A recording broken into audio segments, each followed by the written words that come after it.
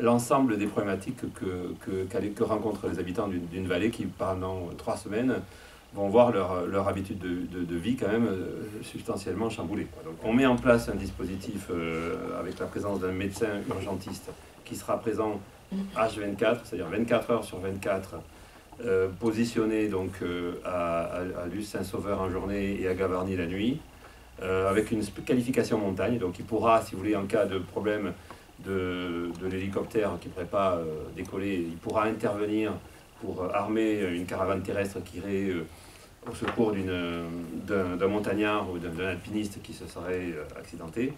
Voilà. Et donc on aura aussi la possibilité, en cas de problématique majeure, de solliciter aussi le SAMU 31 qui se tiendra en relais pour intervenir en tant que de besoin. Sur le SDIS, là aussi le SDIS va faire un énorme effort puisqu'il va renforcer son astreinte, c'est-à-dire que concrètement les 3 CIS du Pays Toy, Luce Saint-Sauveur, Barèges et Gavarnie seront pré-mobilisés constamment. Il y aura un prépositionnement de matériel lourd à la Mongie et le SDIS va mettre également à disposition des habitants, ou des médecins plutôt d'ailleurs, un infirmier diplômé d'État qui sera présent H24 et pendant la période de fermeture totale et présent 12 heures par jour pendant la fermeture diurne.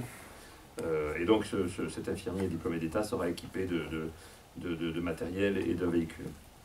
La couverture, je l'ai dit. Alors s'agissant de la permanence des soins ambulatoires, alors sur le territoire on a 4 médecins, dont 2 qui sont en retraite active. Hein, donc ces médecins-là, a priori, ne peuvent pas être requis pour assurer la PDSA, hein, la permanence des soins ambulatoires. Néanmoins, celle-ci va être mise en place. Donc les docteurs Moinard et Midan vont assurer cette permanence, c'est-à-dire une fois que le cabinet médical est fermé. Hein. Donc il y aura en semaine une permanence de 20h à minuit, le samedi de 12h à minuit et le dimanche de 8h à minuit. D'accord ? Donc ça, ce sont les 2 médecins qui vont le faire. Le docteur Mémin, qui est un des 2 médecins en retraite active, contribuera à assurer la permanence à la PDSA en semaine. Les ambulances Caussieux à Sassis vont assurer une permanence ambulancière pendant toute la période de fermeture complète, donc nuit, week-end compris. La pharmacie sera de permanence les week-ends qui seront impactés par la fermeture complète. Et les dispositifs de livraison de médicaments ont également été anticipés. Donc il y a une permanence qui va être assurée par le cabinet vétérinaire d'Argelès-Gazost. Concernant l'éducation, alors là aussi l'éducation nationale a fait un travail remarquable. Sur le premier degré, essentiellement, ça passe par des échanges de postes en fait.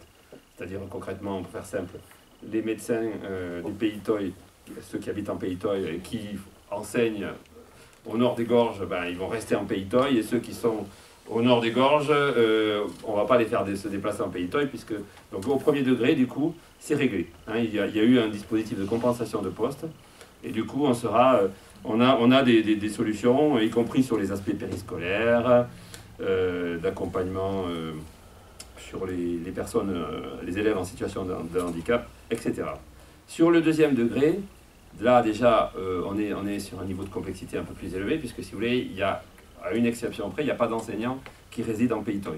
D'accord ? Donc c'est des gens extérieurs qui se déplacent et qu'on a besoin, qui vont venir en Pays Toy pendant la fermeture des gorges. Du coup, l'Éducation nationale a mis en place un dispositif d'aménagement des emplois du temps, de telle sorte que les matières, l'enseignement des matières, soit concentré sur 1, 2, 3 jours en fonction des matières, pour éviter des déplacements multiples aux enseignants.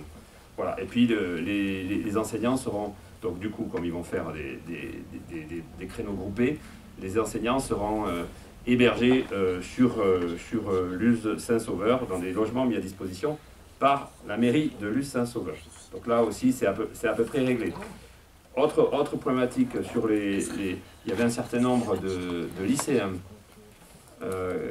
donc notamment les demi-pensionnaires qui faisaient l'aller-retour tous les jours. Donc là aussi, il a fallu que le lycée d'Argelès-Gazost prévoie un dispositif d'internat pour les élèves du Pays Toy qui, pour leur éviter évidemment de passer par le Tourmalet tous les jours. Hein. Le conseil régional a mis en place des navettes scolaires, donc avec un dispositif de communication assez généralisé. On vous donnera les éléments, mais sachez qu'en tout cas, il y a une navette scolaire qui va faire Argelès-Gazost, Luz-Saint-Sauveur, et le retour bien sûr, une fois par semaine, hein, donc le lundi matin et le vendredi après-midi, et une navette scolaire qui va faire Luz-Saint-Sauveur, Vic-en-Bigorre, via Bagnères de Bigorre, Tarbes, pour desservir les autres. On a également une desserte qui a été mise en place, une desserte commerciale, c'est-à-dire que le conseil régional a mis en place une desserte commerciale, donc c'est un transport à la demande qui permettra aux particuliers qui veulent se rendre dans les gorges, notamment par exemple les curistes. Hein, voilà, c'est un enjeu puisqu'on est sur la saison thermale. Et donc les particuliers arriveront en gare de Lourdes, ils prendront une navette qui existe jusqu'à la Mongie, et à la Mongie, il y a une possibilité de prendre une navette qui dessert Barège et Luz-Saint-Sauveur, d'accord ? Et vice-versa, et dans l'autre sens. Voilà. Donc il y a un numéro d'astreinte, de réservation. Les réservations doivent être faites avant 16 h.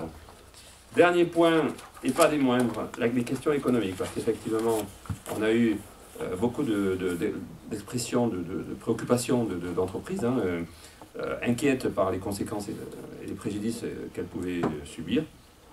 Donc à l'image du guichet unique que M. le Préfet avait mis en place pour Lourdes, il a été décidé de créer un guichet unique pour le Pays Toy, avec les mêmes partenaires, c'est-à-dire les services de la préfecture, le conseil régional, les organismes qui sont membres du CODEFI, c'est-à-dire la direction départementale des finances publiques, la DETSPP, la direction départementale de l'emploi, du travail, de la solidarité et de la protection des populations, la Banque de France et l'URSSAF, BPI France, la Banque des territoires et la Chambre des métiers.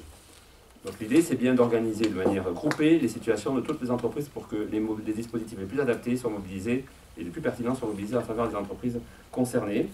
Donc il y aura évidemment un suivi étroit qui sera assuré. La porte d'entrée, et c'est une information importante, sera assurée par la Chambre des métiers et de l'artisanat.